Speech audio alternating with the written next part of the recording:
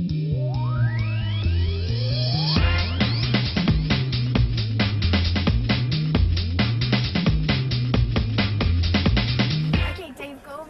Thank you for joining me here at It's my pleasure. Assembly George Square Gardens. And how are you doing today? How's the show going? I'm doing very well. The show is going well. Like all performers, we're shallow beasts, and if the audience are liking us, then we love the city.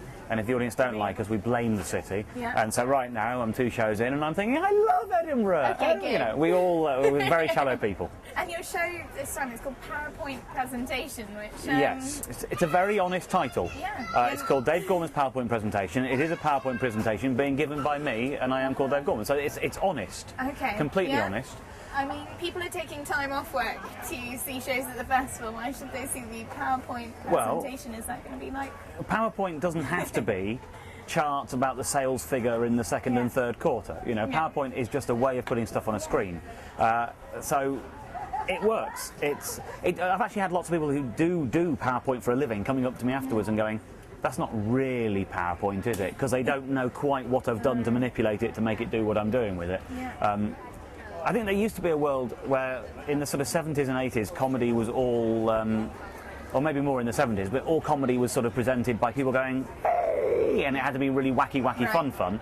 And there's people who do that, and they're great, but not everyone does. And a title PowerPoint presentation, it might sound dry, but I think the world's a bit more sophisticated now. We understand that it's in the comedy section, it'll probably be funny. I think the Edinburgh crowd, they're quite used to it. Exactly, ready to try something. absolutely. And I mean, you're a big name, so they've had the... I was worried they'd forgotten me. It's been 8 years since I've been to Edinburgh. I'm sorry, Edinburgh, my apologies to you. But I'm very glad to be back. And it was the first night I was sort of... I haven't been doing that nervous thing. When I first started, and everyone does this thing where you're sort of phoning your manager every day saying, how many have we sold, what have we done, how much do I need to do, and worrying about it. And I hadn't done any of that this time, but I was sort of sitting quietly backstage thinking, has anyone come? Has anyone? And then walking out on the very first night, the first preview here, it was like a really like welcome as I walked on stage. It was really genuinely emotional. lovely. Yeah. But it did suddenly like, oh, it's fine. There are people here. It's good. It's a full theatre. Into it and just give your presentation. Yeah, absolutely. 8 years. What kept you away? I love being here. I genuinely do. The reason I stopped coming isn't like Edinburgh that I neglected. I kind of stopped doing live stuff for about 5 years, so that knocks out a few.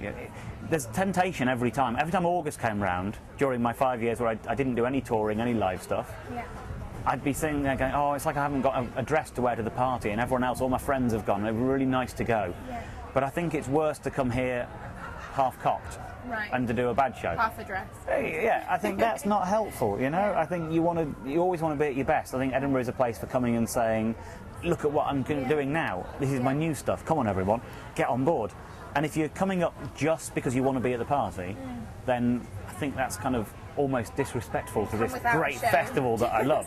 So I think I kind of resisted temptation to kind of put something a bit together. So the neglect was out of respect. I did 5 years without doing any live shows. I was doing other things. I kind of the last show I did here in 2003 in the same theatre at the George Square was Googlewhack Adventure. And after doing it here, I toured it to Australia twice. I toured it to America 3 times. I toured it to Canada twice, and I toured Britain 3 times.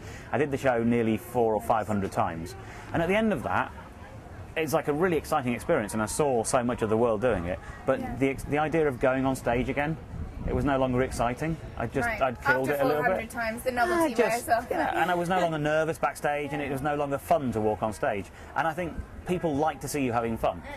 And I made the decision, rather than think, oh, okay, I'll just plough on and do another show and fake having fun, I thought, you know what, I'll go and write a book, that's fun. I'll make a radio show, that's fun. I'll do other things. And then I started touring again 2 years ago, and suddenly went, oh, I love it. It's fun again. I'd forgotten it. So that's why I've now decided I could come up. I don't want to fake having fun. I actually do. I really do like what I do. You let it go and come back to it. Yeah. And you essentially developed a new kind of comedy. You really was. I'm going to shy away from that. I'd have to have a hell of an ego if I was to accept that kind of thing. There are lots of people who've been doing storytelling shows. There's a guy called Spalding Gray in America who did these amazing storytelling shows. Ken Campbell in this country was doing these amazing true story shows. What happened, I think, is there was a confluence of technology and me at the same time. So I was the first one doing those kind of shows, but also giving you the evidence on a screen and proving. When I said I went to this country, I've got my boarding pass, I've got a photo of me at the country, and all of it being sort of the evidence being presented. But that's just because the technology became available. Yeah. I think lots of people have done. I can't possibly claim that I invented anything. I just sort of put two things that already existed, a true story and evidence, on stage. But I think that's the approach. I genuinely do approach it thinking I want to enjoy what I do. Yeah. Which is why the George Square Theatre is a nice venue. It's a fairly decent sized venue. It's about 500 seats, which for Edinburgh is quite big. Yeah. But I could have been in bigger rooms. I was offered a couple of bigger rooms. But actually, I know it's actually a lecture theatre and it really suits what I do.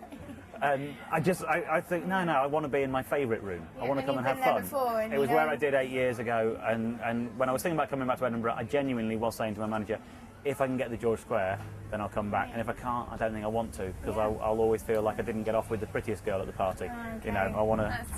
I've got that kind of ego. I need to be in my favourite place.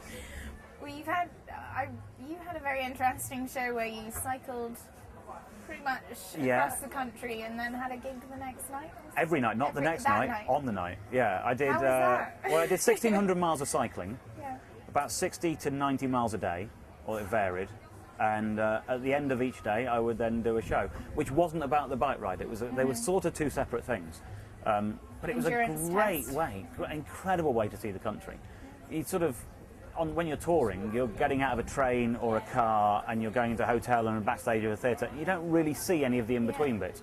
But I cycled from the southernmost point of Britain to the easternmost, westernmost, and then northernmost. So you know it well. And I've seen all of it. And there aren't many people living north of Glasgow, but I've seen most of them. Yeah. Yeah. And how were they? What's your favourite spot? I did a gig. Inevitably, if you're doing gigs every night along the way, when you're going through the middle of Britain and it's quite densely populated and there's loads of towns around, you can find a theatre available that night, because you could vary your route by 10 miles here or this much, or you could find theatres and make it happen. North of Glasgow, finding theatres that were available, there weren't even theatres that weren't available, so lots of gigs in like village halls and community centres and things like that. I did one in a train carriage where's it called? It's where they filmed all the Harry Potter stuff with the trains. It's in that place.